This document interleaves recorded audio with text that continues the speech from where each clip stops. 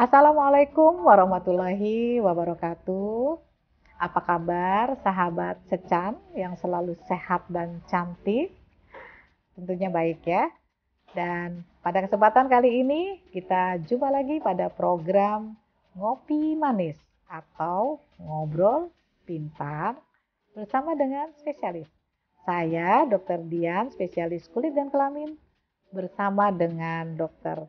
Raffi Nail Raditya atau kita panggil aja dengan Mas Raffi, akan membawakan atau membahas topik tentang dermatitis akibat pekerjaan. Namun sebelum kita membahas apa sih dermatitis akibat pekerjaan itu, kita ngopi manis dulu. Silakan Mas Raffi, kopinya diminum dulu.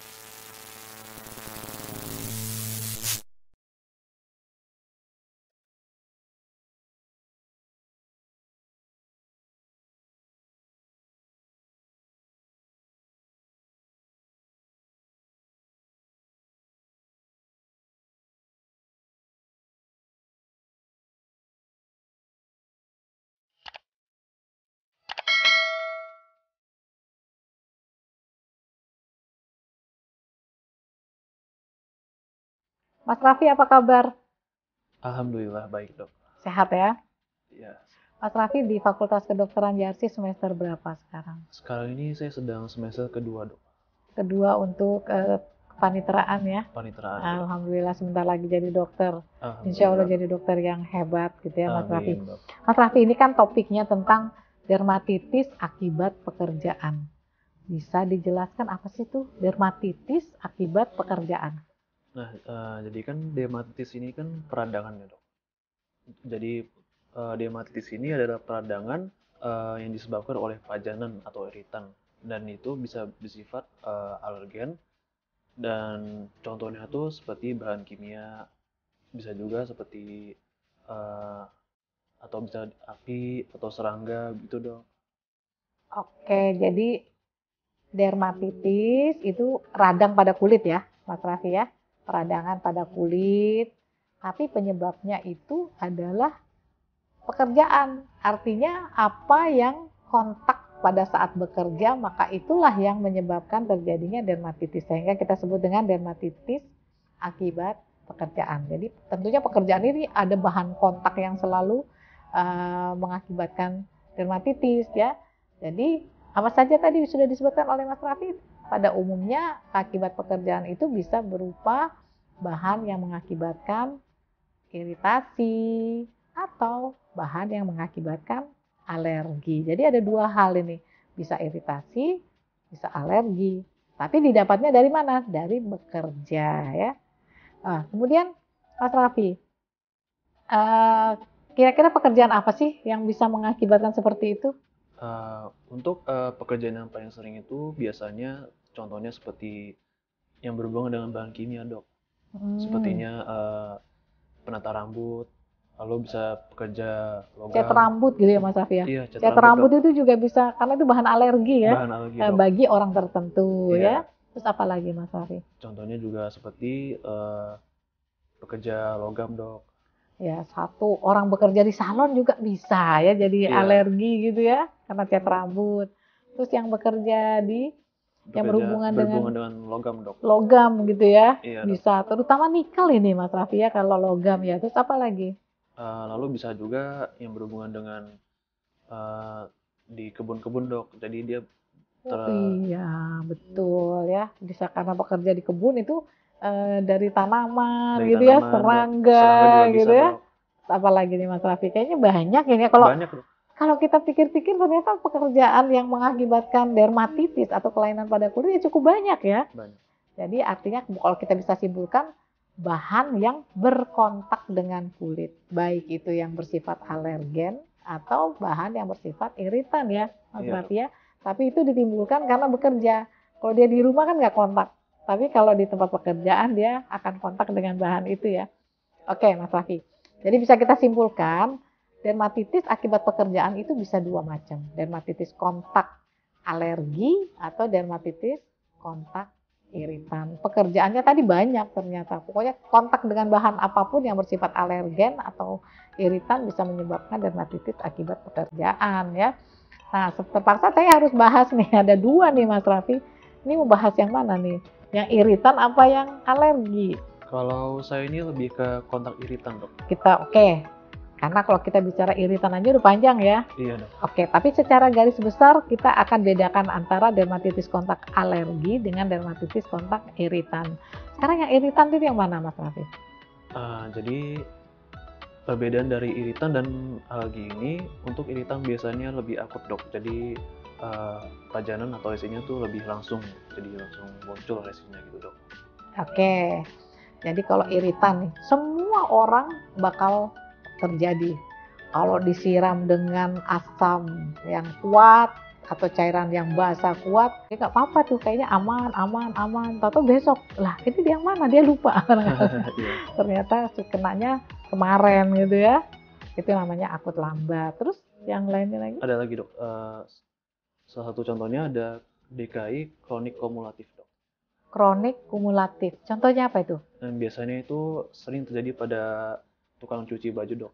Oh Iya. iya. Jadi pada tukang cuci atau orang yang memang pekerjaannya itu lebih banyak berhubungan dengan deterjen gitu ya, dia lupa bahwa hari ini dapat sedikit, kulitnya cuma kering-kering, besok makin kering, besok makin kering, akhirnya sangat kering dan pecah-pecah gitu ya. Iya dok. Nah, itu kumulatif ya. Mm-mm. Jadi dia kayak nabung gitu sedikit. Nah, seperti itu. Oke. Masih ada lagi? Ada dok. Terakhir salah satu contohnya adalah reaksi iritan dok. Ya, yang bagaimana tuh? Biasanya itu dia berhubungan dengan pekerjaan yang basah-basah dok. Pekerjaan yang Basah-basah dok. basah-basah. Apa tuh Mas yang Eh, basah-basah? dari yang Contohnya. saya baca itu salah satu contohnya pada penata rambut dok, atau pada pekerja logam. Oh ya, itu basah ya itu Mas. Ada yang saya basah dok. Oke, jadi penata rambut itu kan, wah, pasti kan kalau rambut mau ditata kan pasti dalam kondisi basah dulu ya, Iya nggak dok. yang kering gitu ya, nggak Iya. bisa tertata nanti kalau nggak dibasahin dulu. Oke, jadi tadi jenis-jenis dari dermatitis akibat pekerjaan. Sekarang begini, kan kita sudah tahu karena dia kontak maka timbul kelainan atau radang pada kulit atau yang disebut dengan dermatitis. Nah, bagaimana? Yang pertama, bagaimana kita mencegah nih? Namanya pekerjaan kan kita pasti bekerja yang berhubungan dengan bahan itu lagi, kecuali kita mau keluar nih, ya kan? Kita memang nggak mau bekerja di situ lagi. Nah, bagaimana cara mencegahnya? Jadi prinsip utama dari pencegahan ini yang udah pasti dok, kita menghindari dari bahan iritannya dok, atau mencegah. Caranya menghindarinya bagaimana tuh? Nah, yang pasti kan kalau kita udah terpaksa bekerja gitu dok, kan kita nggak mungkin juga keluar dari pekerjaan kalau udah terpaksa gitu dok. Jadi bisa pakai bahan pelindung dok. Contohnya seperti sarung tangan, bisa juga memakai alat pelindung diri gitu dok. Ya, jadi memang sih kalau misalnya dia kontaknya dengan tangan, ya kan? Mm-mm.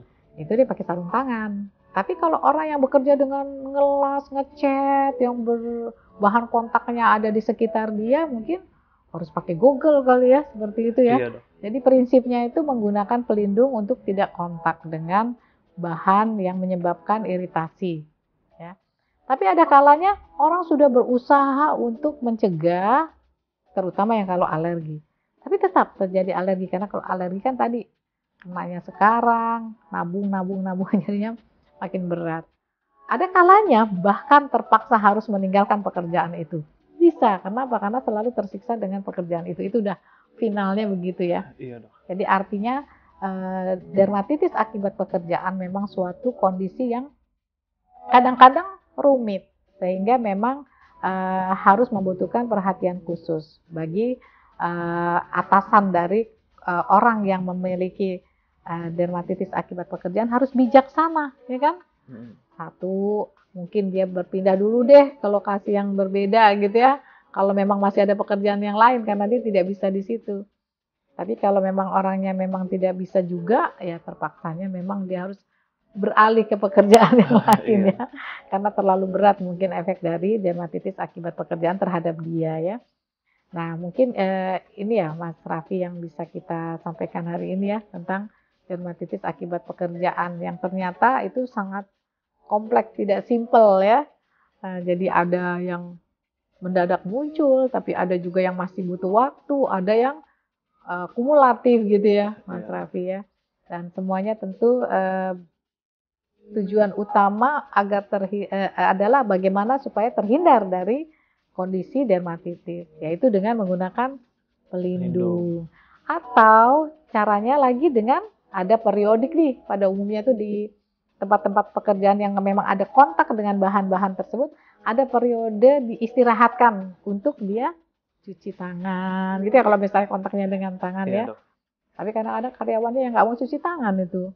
Jadi waktu istirahat ya dia istirahat, tapi dia nggak cuci tangan. Padahal diberikan kesempatan cuci tangan. Nah itu memang ada trik-trik bagaimana cara menghindari dermatitis akibat pekerjaan. Mungkin itu ya Mas Raffi ya. Iya, Mbak. Mudah-mudahan nanti apa yang disampaikan Mas Raffi tadi bisa bermanfaat untuk sahabat-sahabat kita yang selalu ingin sehat dan selalu ingin cantik ya.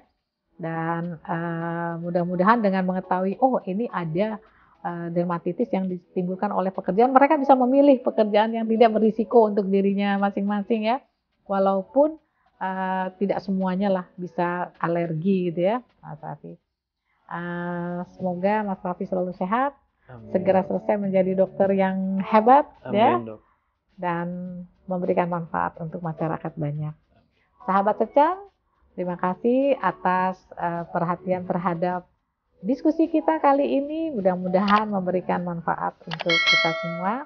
Sebelum kita tutup, kita ngopi lagi. Mas Boleh, Raffi, Dok. silakan.